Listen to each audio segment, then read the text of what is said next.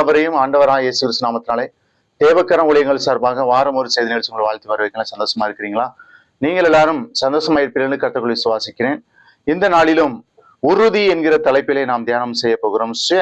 அதற்கு ஆதாரமாக எடுத்துக்கொண்ட வசனம் ஏசாயா தீர்க்கதரிசியின் புஸ்தகம் 26ஆம் அதிகாரம் 3ஆம் வசனம். உம்மை உறுதியாய் பற்றி கொண்ட மனதையுடையவன் உண்மையே நம்பி இருக்கிறபடியால் நீர் அவனை பூரண சமாதானத்துடன் காத்துக்கொள்வீர். பிரியமானவர்களே, நாம் இறுதியில் உறுதியாய் இருக்க வேண்டும். ஒரு 3 காரியத்தை பார்த்து நாம் ஜெபிக்க போகிறோம். முதலாவது, ஜெபத்திலே உறுதியாய் தரித்திருங்கள். ரோமர் 12ஆம் அதிகாரம் 12ஆம் வசனத்துல, நம்பிக்கையிலே சந்தோஷமாய் இருங்கள், உபத்திரவத்திலே பொறுமையாய் இருங்கள், ஜெபத்திலே உறுதியாய் தரித்திருங்கள். உபத்திரவத்திலே பொறுமையாய் இருங்கள், ஜெபத்திலே உறுதியாய் தரித்திருங்கள். இன்னைக்கு பாருங்க, ஜெபிக்க விடாம பிசாசு பல காரியங்களை கொண்டு வருவான். ஆண்டவரிடத்திலிருந்து தனித்து ஜெபம் பண்ண விடாம பல சோதனைகளை கொண்டு வருவான். யோபு பார்த்தீங்கன்னா சோதனைகளிலும் பொறுமையா இருந்தான், ஜெபத்திலே தரித்திருந்தான். சிநேகிதருக்காக வேண்டுதல் செய்த போது கர்த்தர் அவன் சிறையிருப்பை மாற்றினார்.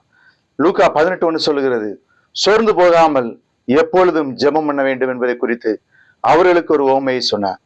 நாம் சோர்ந்து போகாமல் எப்பொழுதும் ஜெபிக்க வேண்டும், ஜெபத்திலே உறுதியாய் தரித்திருக்க வேண்டும். 2வது, விசுவாசத்திலே உறுதியாய் இருங்கள். யூதா 1ஆம் அதிகாரம் 20ஆம் வசனத்துல, நீங்களோ பிரியமானவர்களே உங்கள் மகா பரிசுத்தமான விசுவாசத்தின் மேல் உங்களை உறுதிப்படுத்திக் கொண்டு பரிசுத்த ஆவிக்குள் ஜெபம் பண்ணி. விசுவாசமானது நம்பப்படுகிறவைகளின் உறுதியும் காணப்படாதவைகளின் நிச்சயமாயிருக்கு. ஆபிரகாம் நம்ம எடுத்துக்காட்டு ஆபிரகாம் சொல்லுவோம். அவன் பார்த்தீங்கன்னா அவன் வாழ்க்கையில ஆண்டவர் அவனுக்கு குழந்தையை கொடுத்தார். 100 வயசுல ஆபிரகாமுக்கு ஒரு குழந்தையை கொடுத்தார்.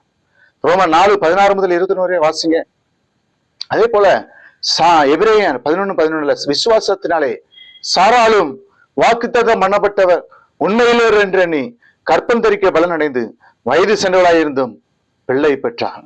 அல்லேலூயா. பிரியமானவர்களே, வயது சென்றவளாய் இருந்தும் பிள்ளை. விசுவாசம் விசுவாசம் வேணும். விசுவாசம் நம்முடைய வாழ்க்கையில. மார்க் 5ஆம் அதிகாரம் 25 முதல் 34 வருஷங்களை பார்க்கும்போது 12 வருஷம் பெரும்பாடுள்ள ஸ்திரீ விசுவாசத்தினால் இயேசுவின் வஸ்திரத்தை தொட்டு சுகமானாள். அந்த மார்க் 5:25 முதல் 34 நீங்க வாசிங்கன்னா அவ்வளவு கூட்டம் போது, ஆனால் வெட்கப்படாம இயேசுவை தொட்டால் எனக்கு சுகம் கிடைக்கும் என்று சொல்லி அவர் அவளை பார்த்து, மகளே, உன் விசுவாசம் உன்னை ரட்சித்தது, நீ சமாதானத்துடைய போ, உன் வேதனை நீங்கி சுகமாயிரு. உன் விசுவாசம் உன்னை ரட்சித்தது. நம்முடைய விசுவாசம் எப்படி இருக்கிறது? கடுகளவு விசுவாசம் இந்த மலையை பார்த்து போனா கூட போயிடும். நம்முடைய விசுவாசம் எப்படி இருக்கிறது யோசித்து பாருங்க. 3வதாக, தேவன் அழைத்த அழைப்பிலே உறுதியாயிருங்க. 1 பேதுரு 2:10 ஆகையால் சகோதரரே, உங்கள் அழைப்பையும் தெரிந்து கொள்ளையும் உறுதியாக்கும்படி ஜாக்கிரதையாயிருங்கள். இவைகளை செய்தால் நீங்கள் ஒரு காலம் இடறி விழுவதில்லை. தேவன் அழைத்த அழைப்பு எப்படி இருக்கிறது யோசித்து பாருங்க. கலப்பையில கையை வச்சுட்டா திரும்பி பார்க்க கூடாது. ஊழியத்துக்குன்னு வந்தாச்சுன்னா, ஊழியத்திலே கஷ்டங்கள் வந்தாலும் பாடுகள் அனுபவித்தாலும் ஊழியத்திலே நிலைத்திருப்பதுதான் மகிமை. இன்னைக்கு அநேகர் பார்த்தீங்கன்னா பண கஷ்டம் வந்தவொடனே ஊழியத்தை விட்டு ஓடி போயிடுறாங்க. நெருக்கங்கள் வந்தவொடனே, பாடுகள் வந்தவொடனே ஐயோ ஊழியமே வேண்டாம் ஓடி போயிடுறாங்க. அது தவறு. பிரியமானவர்களே, ஆண்டவருக்காக நீ ஒரு ஸ்டெப்பு முன்ன எடுத்து வச்சா ஆண்டவர் உனக்காக 100 ஸ்டெப் எடுத்து வைப்பார். யோனாவை பார்த்தீங்கன்னா விலகி போனா.